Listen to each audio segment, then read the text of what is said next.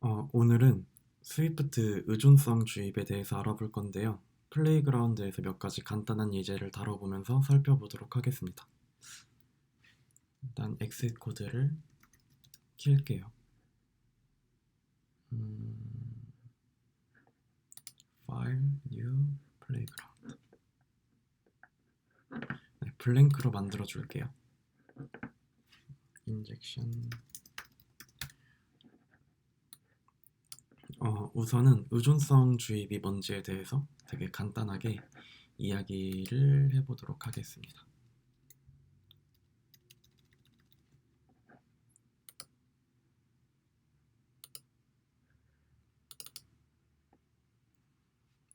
의존성 주입이라는 개념은 우선 iOS에 국한된 개념은 아니고요. 의존성 주입은 객체 혹은 클래스에 대한 컨트랙스를 정의하고 이런 정의된 내용들을 이용해서 여러 유형의 컨트랙스를 상속하고 있는 객체를 주입하는 개념입니다. 일단 용어 정리부터 해볼게요. 컨트랙스는 iOS나 스위프트 환경에서 프로토콜이라는 개념으로 대체해서 생각하시면 됩니다. 그러니까 다시 정리해서 말을 하면은 의존성 주입은 객체 혹은 클래스에 대한 프로토콜을 정의하고 이런 프로토콜을 상속하고 있는 여러 객체나 클래스들을 주입하는 개념이에요. 의존성 주입에 대한 개념은 생각보다 간단해요. 정말 제가 방금 말한 게 전부이거든요. 그리고 코드를 보면은 훨씬 더 명확해집니다. 제가 이번에 의존성 주입에 대해서 공부하면서 느꼈던 부분은 의존성 주입에 대한 개념을 잡는 것은 어렵지 않았어요.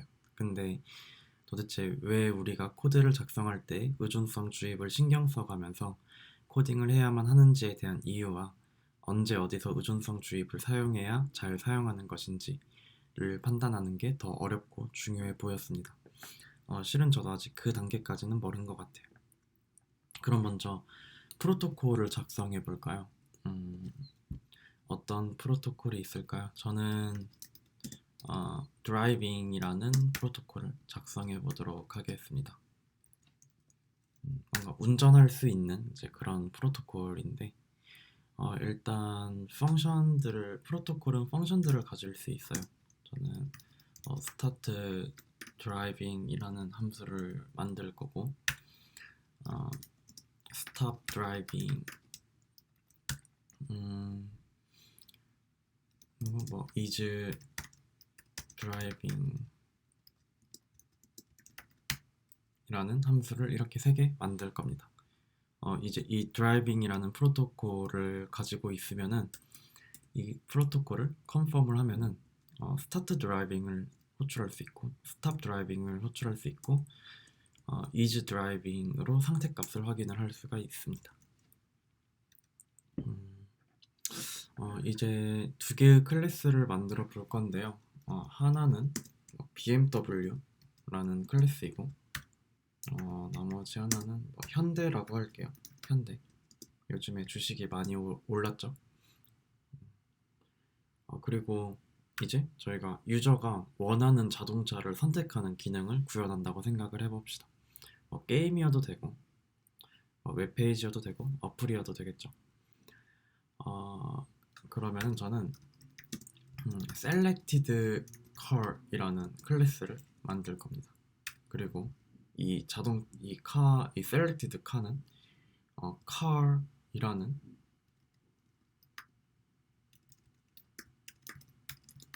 프로퍼티를 가지고 있어요. 이 프로퍼티는 자동차 형식이어야겠죠. BMW라고 할게요. 그리고 생성자에 car을 전달을 받아서 self car에다가 car을 값을 넣어주면은 이제 유저가 선택한 자동차 클래스를 만들어줄 수가 있겠죠.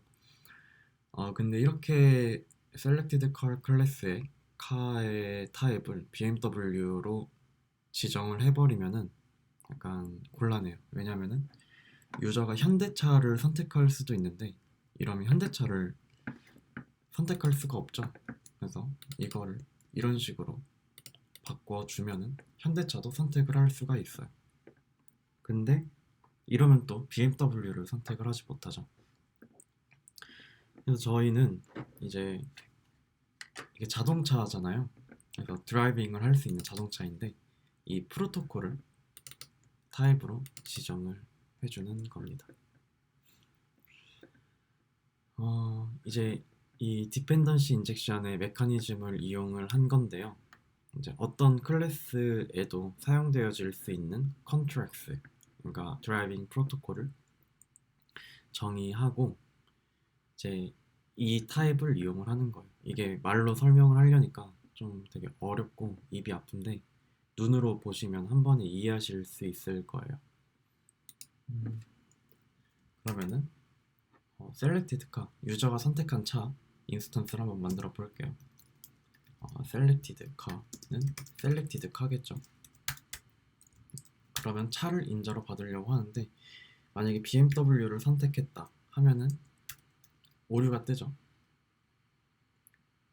그리고 selected car 두 번째는 selected car 그리고 현대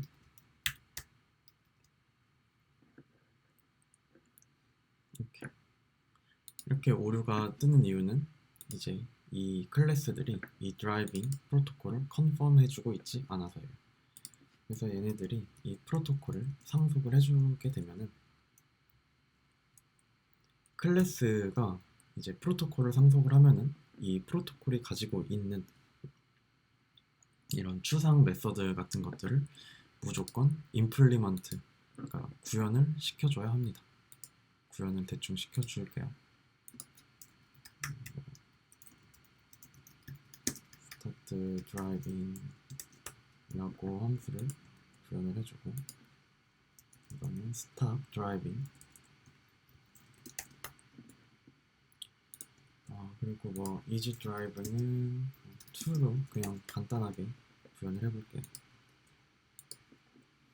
이제 이 클래스는 프로토콜을 상속을 받으면 이 프로토콜에서 요구하는 것들을 무조건 구현을 해줘야 되고 이렇게 보면 인터페이스랑 똑같은 것 같지만 만약에 이런 식으로도 할 수가 있어요. 옵셔널 키워드를 붙여주면은 이 옵셔널 키워드를 붙인 거는 굳이 구현을 해주지 않아도 상관이 없습니다. 옵셔널 이렇게 하는 게 아니라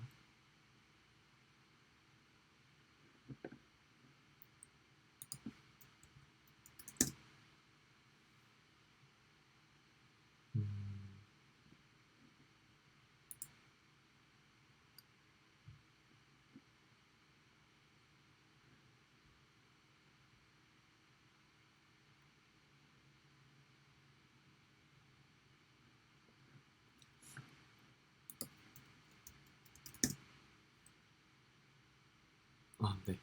오브즈 C 키워드를 붙여주면은 굳이 구현하지 않아도 사용할 수가 있어요. 이게 자바 인터페이스와의 차이점입니다.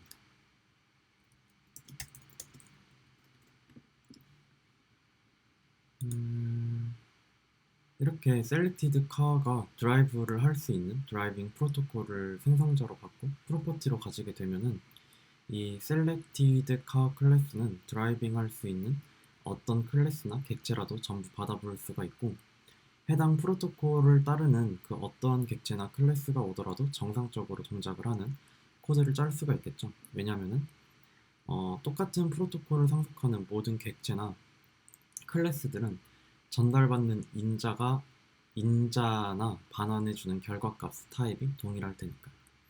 의존성 코드를 사용을 하면은 코드의 재사용성을 높여주고 테스트에 용이하죠. 코드도 단순화시킬 수 있고 우선 종속적이던 코드의 종속성을 줄여줍니다.